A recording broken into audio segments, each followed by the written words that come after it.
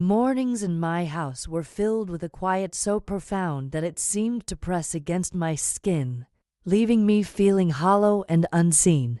Each day was marked by the absence of voices, laughter, or even a simple knock at the door. I sat alone at the kitchen table, tracing the faint rings left by cold coffee cups, my mind drifting back to moments when I reached out to Jason and Sarah. Those moments now felt distant, almost alien, swallowed by the weight of their silence and neglect. Jason's voice was always hurried on the phone, clipped and impersonal. "Mom, I'm too busy right now," he'd say. Or "I'll call you later," words that never materialized into anything. I remember vividly asking him for a ride to a doctor's appointment, a simple request, almost a plea for the comfort of their presence. Instead, I was met with excuses that sounded rehearsed, like rehearsals for a play in which I wasn't even a character. Sarah was no different, wrapped in her own family's world, prioritizing her children and husband over the mother who had cared for her with tireless devotion. Each conversation with her was brief and distant, as if I was an inconvenience in her carefully scheduled life. The few times I tried to express my needs, the responses felt like walls closing in, cold and unyielding. There was no sudden blow, no shout or argument that broke the fragile ties between us. It was a slow unraveling, a creeping neglect woven silently into years of missed calls, forgotten appointments, and empty promises. The rooms once filled with warmth and laughter now echoed only with my quiet tears. I did not cry often. The sadness had settled deep inside me, a dull ache beneath the surface of my calm exterior. Then came the call from the hospital, a sentence that cut deeper than any other. Sitting on the edge of my bed, I felt the phone tremble in my hand as the nurse delivered the news with an indifferent voice. My insurance would not cover the procedure I needed, a vital treatment to ease the pain and struggle I lived daily. The weight of that word "no" was suffocating. My breath hitched, my fingers tightening around the receiver, but no cry escaped. I thought of Jason and Sarah immediately, hoping for some sign of support, but their absence was absolute. I called them, again and again, but the silence was all that greeted me.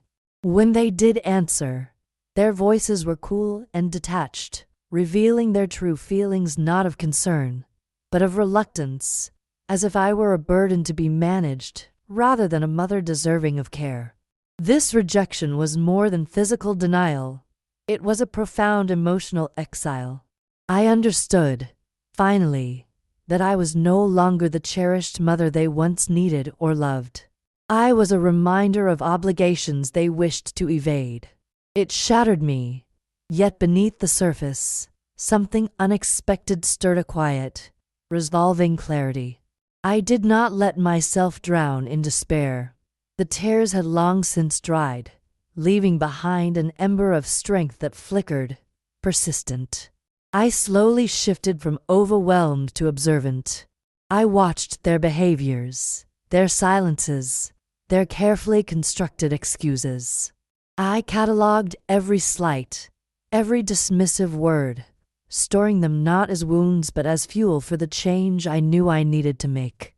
I remembered the countless sacrifices I had made, the nights spent nursing fevers, long hours spent preparing their futures, the silent prayers for their well-being. Those memories had once brought warmth. Now they stung with the harsh truth of unacknowledged devotion. Yet, from within that sting grew resolve.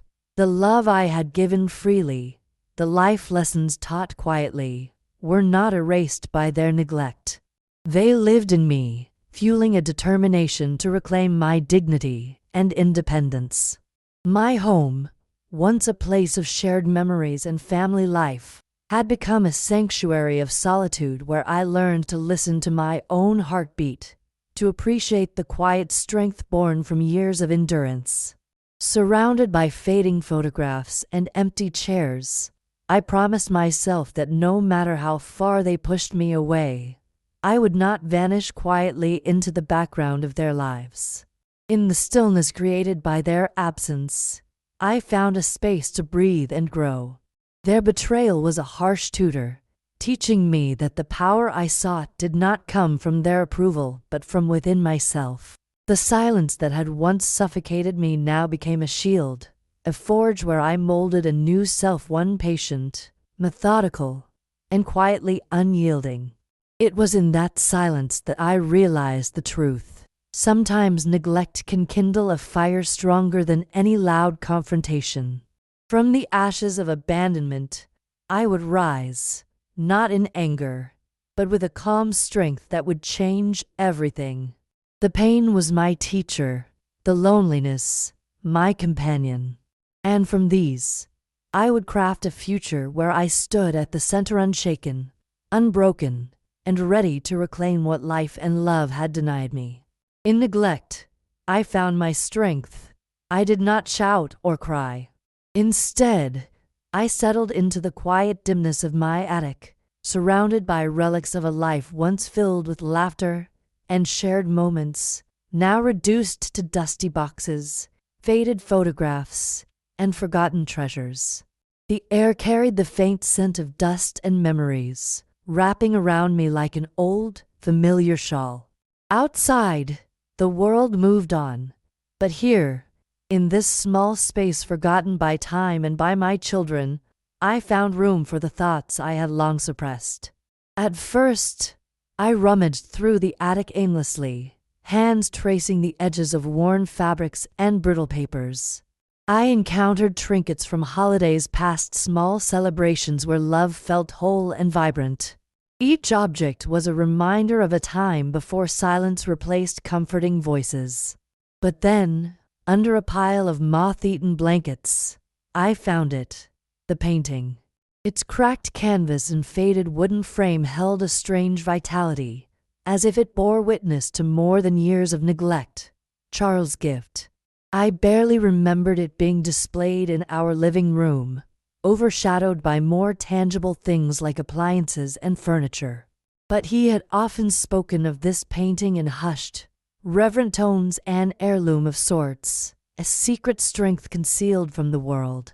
Some things, he said once, carry value not obvious to the eye but profound in the long view, something to protect the future, quietly and unseen. My children had always thought it worthless. Sarah had once scoffed at it, dismissing it as forgotten junk. That bitterness lingered like a sting. Yet now, with the weight of abandonment dragging on me, I saw it differently. This painting was more than canvas and paint. It was a promise of independence, a beacon in solitude, an anchor unmoored from their neglect. Slowly, the scattered pieces in my mind began to align, a plan emerging with delicate precision. I would not announce any of it to Jason or Sarah. They did not deserve to know how I was quietly piecing together my future without them. This was to be my silent reawakening, a steady reclaiming of control that they had stripped away without a single word. I thought back over the years of sacrifices, the endless nights nursing fevers and soothing cries, the days spent working so there would be enough, the silent tears I swallowed so they might smile without worry. These memories, a testament to my love, felt sharp now, a fierce flame burning away the ache of neglect. And from that heat, resolve grew firm and unyielding.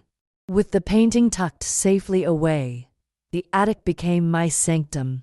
I spent hours, often late into the night, diving into research. I sought out every scrap of information I could find about the artist and the art world itself, a place I'd avoided for years. Words like appraisal, authenticity, provenance, auction slowly became familiar. I learned to speak the language of valuation, letting my curiosity sharpen my mind like a blade. What I discovered was exhilarating. This seemingly forgotten piece bore the mark of a rare artist whose work had silently gained traction among collectors. The painting was not just valuable, It was a treasure waiting to be claimed. The realization sent a quiet thrill coursing through me, a contrast to the fatigue I'd carried for so long. I began reaching out to appraisers, carefully at first, hesitant. Their faces initially blank or mildly dismissive upon hearing I had something anonymous. But when I whispered the artist's name, expressions changed subtly. Interest sparked, conversations deepened, and possibilities opened. For the first time in years, I felt the stirring of hope, not the dull ache of disappointment. Through these tentative steps, I met Diane. She was no ordinary dealer. Her eyes held kindness beneath sharp professionalism, an understanding of unspoken truths. Over shared coffees in quiet cafes, we forged a tentative alliance. I confided in her with measured trust, sharing the secret wrapped in dust and shadows. Diane became my partner in this delicate dance of rediscovery and stealth, guiding me through the labyrinth of auctions and legalities. Still, beneath every meeting, every careful plan lay the ever-present fear. What if Jason or Sarah learned of what I was doing? How would they react? Greed, anger, denial, any of it could unravel the fragile steps I was taking toward freedom. That tension settled like a low drumbeat in my chest, but I steeled myself, unwilling to let it break my calm resolve. This was never about revenge or spectacle. It was about reclamation of dignity, of self-worth, of a future where I was not weighed down by their abandonment. Every call Diane helped arrange, every appraisal document signed in secrecy, was a thread woven into the fabric of a new life I was crafting for myself alone. Many nights I found solace by the bedroom window, the painting safely resting in the next room. I pictured a life unshackled from their neglect, days filled with quiet joys, travels long dreamed of but never taken, a smaller, gentler world where I was the center and caretaker of my own fate. This plan was rooted in survival, built on the foundation of quiet strength and patient determination. Years of being overlooked had honed my ability to watch and wait, to navigate life with methodical precision.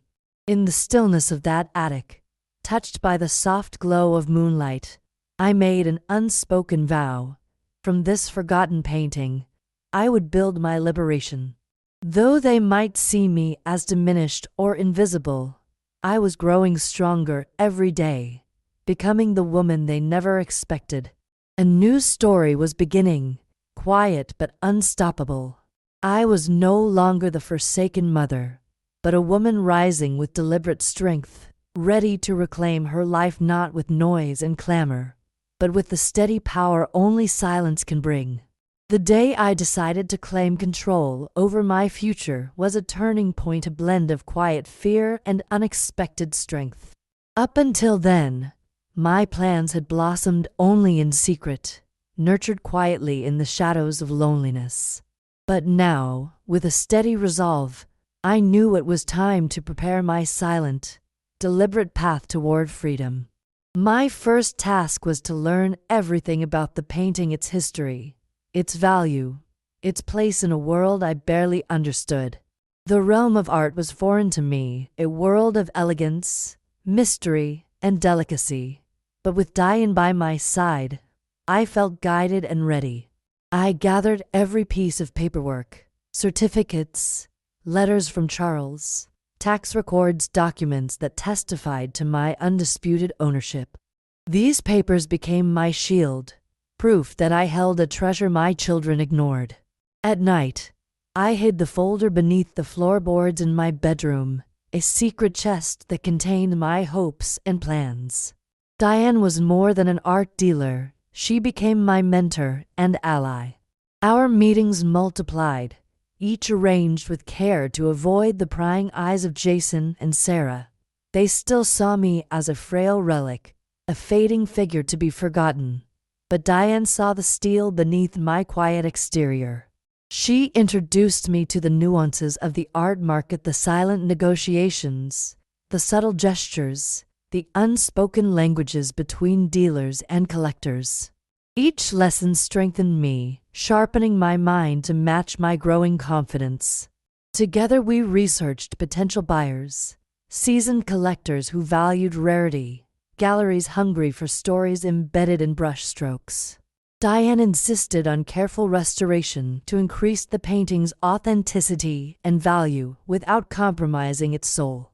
The work was exacting and slow, the gentle touch of brushes coaxing new life from dust and decay. It was a symbolic act. Restoring the painting was like restoring a piece of my own forgotten dignity. Secrecy was the hardest part. Every conversation, every phone call, every appointment had to be camouflaged. I knew Jason's sharp instincts could detect opportunity from miles away. Sarah's ruthless practicality could tear down any barrier once she smelled profit. The fear that my plan might be revealed tightened like a knot, persistent as a ticking clock in my chest, but I refused to let it unravel my resolve.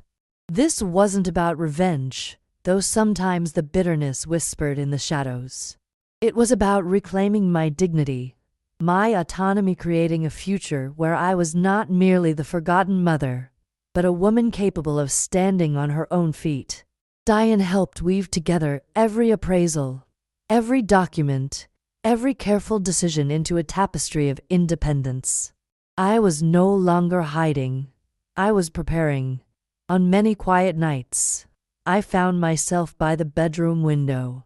The painting rested in the next room, silent but full of promise. I envisioned a life free from the chains of neglect, days filled with small joys, travels I had dreamed of but never dared to take, and a peaceful home where I could care for myself first. This was more than selling a painting. It was about cultivating a life I had long been denied. Years of endurance had given me the patience to watch and wait, to act only when the moment was right. I was no stranger to quiet strength anymore.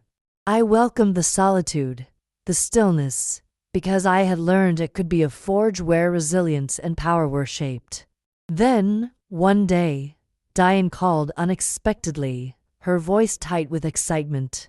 The painting had stirred interest among a select group of private collectors, ready to bid in a private auction. This was the moment when the painting would meet those who could truly appreciate it. Far from the greedy eyes of Jason and Sarah, it was a chance not only to sell the painting but to claim a new chapter on my own terms. The days before the auction were full of meticulous preparation. The painting was wrapped with care, carried only by hands I trusted. Legal papers were scrutinized and sealed by Diane's lawyer, ensuring that the sale would be clean and secure. I remained behind the scenes, steady and focused, knowing this quiet moment could change my entire life. At the auction, I was strangely calm. I was neither a passive spectator nor an impatient bidder. I was the woman who carried the spirit of the painting, the guardian of a story that had waited too long to be told. Under soft lights, the colors of the painting glowed richly, the brushstrokes alive with history and hidden love. As bidders whispered and raised their paddles, I felt a quiet thrill, the knowledge that what was once neglected was finally being celebrated. The bidding began slowly, cautious at first, but then gained momentum and power. Each increment was more than money. It was recognition, a silent affirmation of my worth and the value I had nurtured in years of solitude. Jason and Sarah were nowhere close, blind to the transformation quietly unfolding, a transformation they could never understand. With every bid raised, a quiet joy bloomed within me. This was the fruit of patience and resilience, the culmination of years spent enduring neglect and silence. The auctioneer's voice rose and fell, echoing the rise and fall of my own heartbeat. My past slid away, replaced by a future fashioned from quiet determination and steady will. When the auction finally ended, and the sound of the hammer struck the gavel, it was the sound of irrevocable change.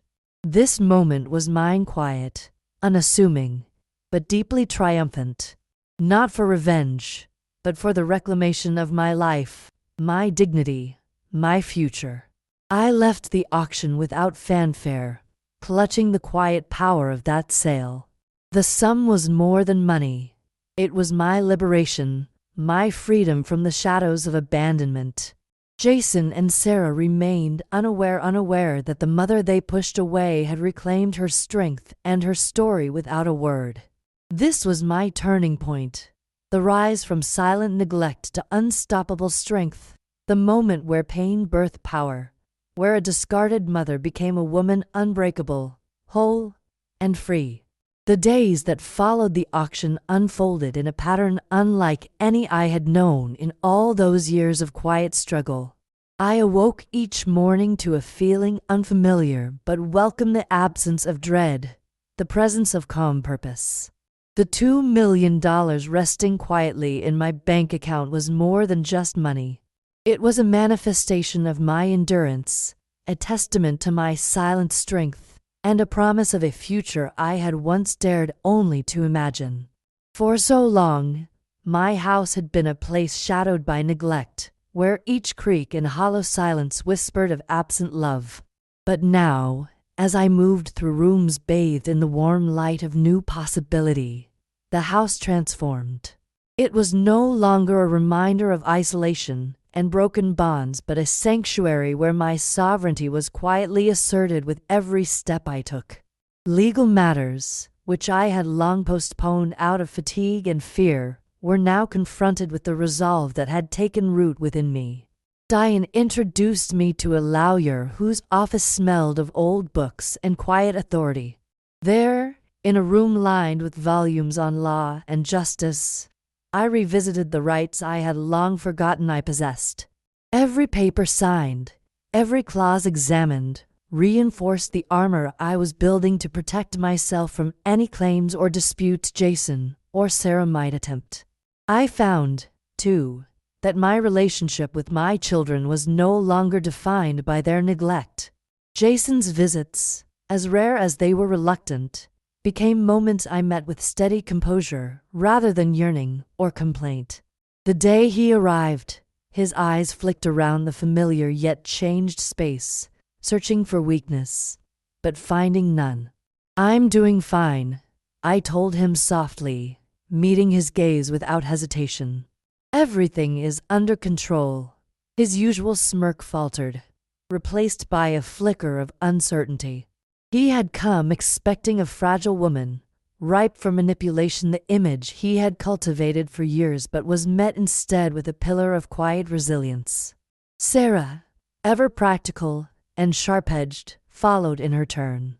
Her visits carried the weight of unspoken demands, veiled threats about family gatherings and financial responsibilities she assumed I would shoulder.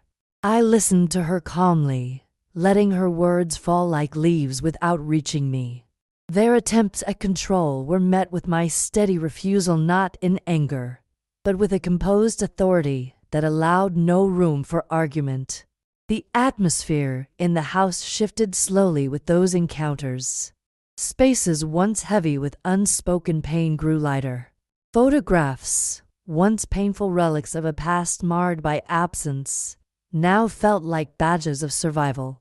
I walked through those rooms aware of the pulse of my own beating heart, steady, strong, and fully mine. One evening, standing by the window watching the flicker of streetlights, I felt the depth of my transformation settle over me. The house was silent, but within that silence lived my triumph. I had become a woman who transmuted pain into power, a woman whose worth was no longer whispered about in shadows but asserted clearly in her own quiet way. The real victory was never about the painting or the money. It was the reclamation of my spirit, the rewriting of a narrative long defined by abandonment into one illuminated by strength and self-acceptance. They had pushed me aside, but it was in their absence that I discovered my voice, and that voice would no longer be muted. As the world outside continued its relentless spin, unaware of the small but profound revolutions happening within my walls, I planned carefully. I allowed myself to dream of travels once postponed, of art classes never taken, of days brightened by the hobbies and pleasures I had deferred for decades. I imagined mornings free from dread, evenings filled with quiet contentment. This was not simple survival, it was a renaissance. A woman reborn from silence, shaping her days not with the heaviness of burden but with the lightness of choice. I began to invest in myself consciously and joyfully. Whether it was a book better than usual, a garden tended with patience, or a promise to meet new faces in the art world, every small action was a declaration. I existed for my own sake, not as an afterthought to their lives. The kindness I had once reserved only for others began to pour inward. I treated myself as a treasure, worthy of tenderness and respect. The realization that I could finally prioritize my own happiness felt liberating and powerful beyond measure. Sometimes, tears came quietly, not from sorrow, but release. Release from years spent bending beneath invisible weight. Release from loneliness that had been both companion and tormentor. In that quiet weeping was healing, a cleansing sheeting away the scars left by neglect. From the forgotten corners of silence, I had summoned a force stronger than anyone had expected. The strength born of patience and pain, of watching and waiting, had blossomed into a power unassailable. In that deep calm, free from need for outward validation, I found peace. Not the noisy victory shouted from rooftops, but the steady, unshakable peace of one who has endured storms and now sails clear skies, alone but unafraid. I was free. I was whole. And in that freedom, I carried a quiet joy that neither distance nor neglect could ever take away again. The knock came sharp and unexpected, slicing through the quiet morning like a sudden storm. I was settled by the window, watching droplets race down the glass, when the sound pulled my thoughts from their gentle reverie. Opening the door, I faced Jason and Sarah side by side, an unspoken alliance in their stance, their carefully measured faces betraying a mixture of concern and something I could only identify as reluctant entitlement. They had arrived as if summoned by the ghosts of obligations long ignored, their presence a blurring of the lines between care and control. Jason's eyes searched mine, hungry for the frailty of the mother he had long dismissed. Sarah's arms hugged herself tightly, shielded yet poised, a watchful protector wearing concern like armor. They stepped inside as if onto a familiar stage, reclaiming a space they once occupied and assumed still belonged to them. But the woman who greeted them was not the one they remembered. The shadows of neglect that once defined me had been replaced by a quiet, unyielding strength.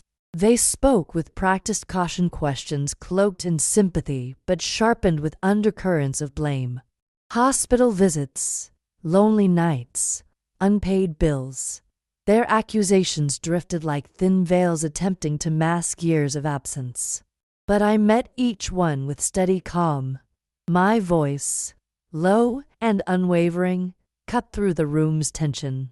"I am no longer dependent on your charity," I said. "I have rebuilt my life with my own hands and my own patience." Jason's smirk faltered, confusion flickering in his eyes. "You always had us. We never refused you."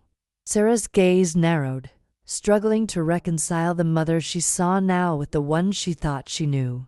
"We're family. We don't just leave each other behind." I nodded slowly, the sharp irony thick in my chest. "Once, yes, but your neglect fractured that bond. You abandoned me long ago even if your footsteps remain near."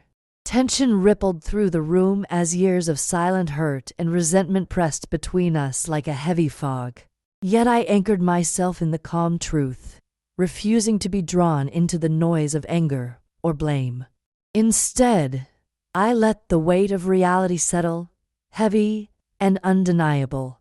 Then, with careful purpose, I revealed what I had kept hidden: the painting's sale, the fortune earned, the independence forged in silence. Their faces turned ghostly pale, the news cleaving through their assumptions like a blade. I ask neither your approval nor your sympathy, I declared. I stand alone, stronger than you imagined, fortified by the same silence you left me in. They were struck mute. Jason's jaw clenched tight. Sarah's eyes flicked away. Their years of dominance gave way to unease, as if the woman they tried to diminish had slipped from their grip and into her own power. I'm ending financial support, I continued firmly. That money, born of my pain and perseverance, belongs to me alone. I refuse to be anyone's burden. The silence that followed was a powerful confession, louder than any argument. Their disbelief revealed how far they had disconnected from the reality of my strength. That moment, held in the quiet walls of my home, I witnessed the shattering of illusions. Their distance could no longer be bridged by feigned concern or last-minute remorse. I was no longer the woman awaiting their love. I was the woman who reclaimed herself. As they left, their footsteps bore the weight of stunned realization instead of entitlement. I closed the door gently behind them, pressing my forehead to its cool wood and feeling the liberation flood through me.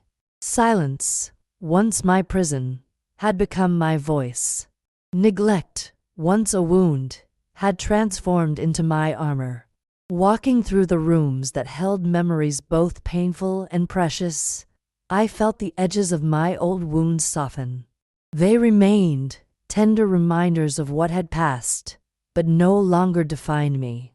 Instead, they fueled a resolve unbroken and deep. This wasn't mere survival, it was rebirth. My story was no longer one of abandonment but of reclamation, etched not in bitterness but in quiet courage. I was free not just from their absence, but from the burden I once bore silently. In that freedom, I embraced the promise of a new life hewn from my own hands, shaped by my own will. Peace settled in me, steady and sure, lighting the path ahead. The atmosphere in the house shifted perceptibly, a subtle change that even the walls seemed to acknowledge. The heaviness that had settled over the rooms for years began to lift, replaced by a gentle lightness, a quiet invitation to breathe freely again. I moved slowly through each space, touching the surfaces that bore silent witness to my solitude and sorrow, now also silent witnesses to my quiet victory. I began to gather the remnants of my old life, the letters unopened for years, the photographs faded with time, the mementos tucked away in corners forgotten by everyone but me. Packing these objects was not an act of erasure but of release, each piece folded with care and set aside, a deliberate departure from the past that had held me captive for so long. There was solace in the work, a peacefulness in reclaiming my surroundings that I had not felt in years. The memories those items evoked were bittersweet. They stung with flashes of pain but also reminded me of strength born in hardship. I allowed myself these moments, embracing not only the hurt but also the power to choose what to carry forward and what to leave behind. As the physical clutter cleared, so too did the mental fog. I found myself dreaming again, dreams long deferred under the weight of responsibility and neglect. I envisioned sunlit mornings in distant places, the soft hum of foreign languages, and the taste of freedom that comes with stepping into new landscapes. An art retreat in Tuscany, quiet walks through Parisian streets, the tranquil gardens of Kyoto all became vivid possibilities that took root in my heart. The desire to learn and create stirred anew. I imagined a small studio bathed in natural light where I could finally paint without restraint, throwing brushes across canvases with the reckless joy I had once thought lost. The colors in my mind expanded beyond the drab hues of years past, blossoming into vibrant new chapters. Simple pleasures, too, gained significance. The careful cultivation of a garden filled with my favorite flowers, afternoons spent absorbed in books that fed my soul, quiet conversations with friends who saw me as more than the sum of my past pain. These moments were acts of self-kindness, declarations that my happiness mattered, that I was worthy of joy and care. Each day felt like a step toward reclaiming not just my home but my very essence.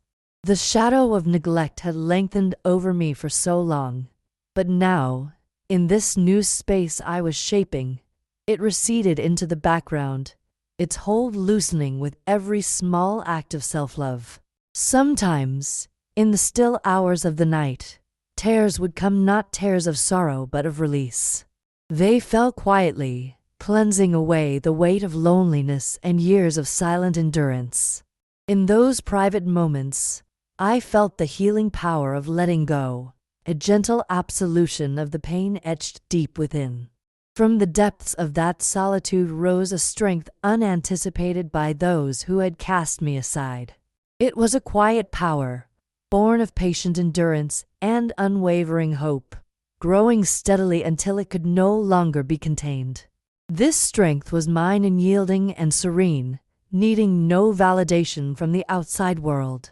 In this newfound calm, I discovered a peace unlike any I had known before. It was not loud or attention-seeking but deep and abiding, the peace of one who has faced storms and emerged whole, standing firm beneath clear skies, unafraid and unshaken. I would often stand by my window, gazing out at the world, watching and waiting with a soft smile playing across my lips. This was my renaissance, a rebirth from silence to strength, from neglect to self-possession. I was a woman transformed, a quiet force in a world that had once overlooked me. In the stillness, I whispered a truth I held dear. In neglect, I had found my strength, and with that strength, I stepped forward into a future of my own making, whole, free, and beautifully alive.